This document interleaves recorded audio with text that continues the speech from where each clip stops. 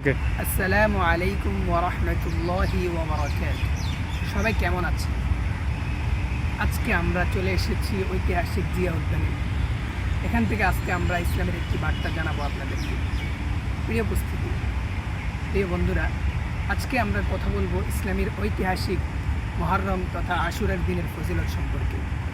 আমরা জানি ইসলামে অনেকগুলো ফজিলতপূর্ণ দিন রয়েছে। ইসলামে অনেকগুলো দিন এমন রয়েছে যেগুলোতে আমল করলে সে আমলের ফজিলত অনেক গুণ বৃদ্ধি পায়।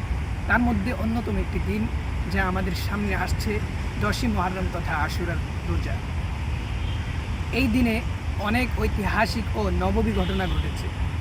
বিশেষ করে হজরত মুসা আলাইহিস সালাতু ওয়াস সালাম এই দিনে ফেরাউন থেকে মুক্তি পেয়েছে।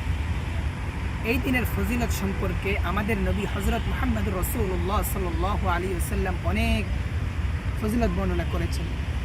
রাসূলুল্লাহ সাল্লাল্লাহু আলাইহি ওয়াসাল্লাম বলেন, সিয়ামু ইয়াউমি আশুরা আহতাসিবু আলাল্লাহি আন ইউকাফিরা আস-সানাতা আল্লাতী ক্বাবলাহু। অর্থাৎ এই দিনের রোজা রাখা, এই দিনের রোজা আমি মনে করি, আমি আশা রাখি, আমি ধারণা করি যে আল্লাহ তাআলা এই দিনের রোজার কারণে তার পূর্বের বছরের সব গুনাহ মাফ করে দেবে। সুবহানাল্লাহ। আল্লাহ তাআলা আমাদেরকে এই দিনে তাকওয়া অর্জন করার এবং বেশি বেশি ইবাদত করার এবং এই আশুরার রোজাটা রাখার তৌফিক দান করুন। আমিন।